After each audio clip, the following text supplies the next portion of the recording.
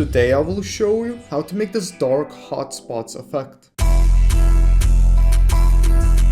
Yo, it's Bovikas here and let's begin. Alright, so here I have a clip of Osama-san from the Free X music video, and now we can press Ctrl+Y to make a new adjustment layer where we will add the effects. So the first effect I like to add here is Blur Chroma. Now I found this method out like a week ago that you can actually use this to like damage the look and make it look like some of those popular looks that you see in edits or music videos. So I'm gonna make the blur chroma to 261 and make the blur luminance to 4. Now that is already looking really cool. Like look at before and after. You get like this kind of like a damaged blurry look. I really just like this simple adjustment. I don't know, we could just take a second to appreciate it. But okay, I'm joking. But we can now duplicate this layer by pressing Ctrl D, but this layer will just keep it as normal. We can call this like blur and we can call this effect. So yeah, we're going to be working on the effect layer now. So on the effect layer, I like to add an optional effect, which is noise. And here I like to turn off the use color noise and make the amount of noise to 10. Just a tiny adjustment, like you can barely see it, but it looks kind of cool, I think. I don't know. Another effect I like to add here is fast box blur, because you can never go wrong with more blur. Okay, you can go wrong with more blur, but I like to have it here. So I'll make it to blur radius to 1.3 to damage the look even a bit more, as you can see. And now we can add exposure, and here I like to make the exposure like really high to 1.8. Now you might be thinking, okay, what does this have to do with the hotspots effect? Well, now we're going to start adding the hotspots effect. So now I can add hotspots. Now the main effect actually requires a Sapphire plugin, so you really need to have the Sapphire plugin. I mean, that looks really cool in my opinion. Now you can make the threshold to like whatever you want.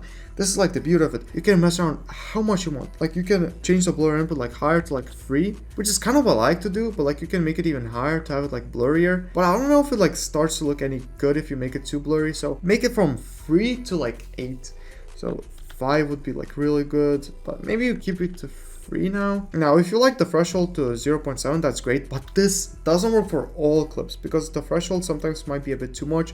So you will sometimes need to like drag down the threshold like quite a lot. Sometimes need to be dragged down to like right here or something, you know. But for here, I like to make it to 0.65, kind of for this clip specifically. But yeah, that's starting to look good. And the last effect I like that here, which is kind of optional, it's flicker, and I usually just make the amplitude to 0.3. If you watch a lot of my tutorials, I usually make the amplitude to 0.3. I don't know, I really like the number. Yo, I'm recording this part a bit later, but I forgot to make the whole text that you saw, like the Gothic text, and I think it's actually one of the coolest parts about this whole tutorial.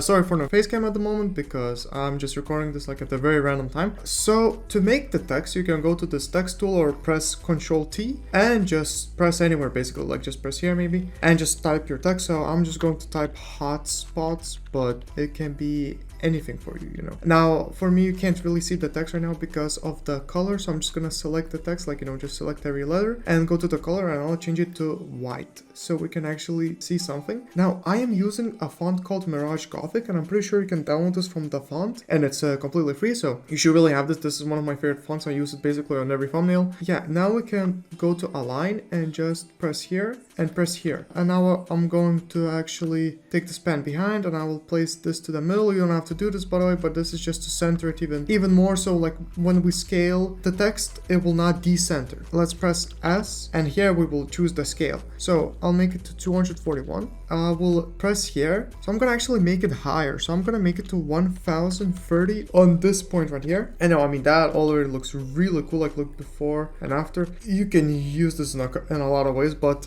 another thing I actually like to add here is drop shadow. Now I really like this effect because you can start to see a bit more of the text. Now I'll make the opacity to 100. I'll make the distance to 7 and the softness to 15. And what I actually like to do is I like to press Ctrl D on this layer and just to duplicate it. And now let's go to the below layer, double press here and go to the color, and I like to make it to dark. And one thing I like to do here is go to the scale, as you see properties, press again here and make the scale to 245. Now what I just did here, you don't need to do this, by the way. Like if you don't want, like, it just makes the text pop a bit more. You can just have the text up in here, like it doesn't really matter, guys. Let's go back to the hotspots too, like the layer that you actually need. And here I'll add another plugin, which is Deep Glow, but of course you don't need to have this, but it is a really cool effect to add here. And I like to make the exposure to 0.2 and the radius to 1143, and that will basically brighten out the clip, but it will still look dark.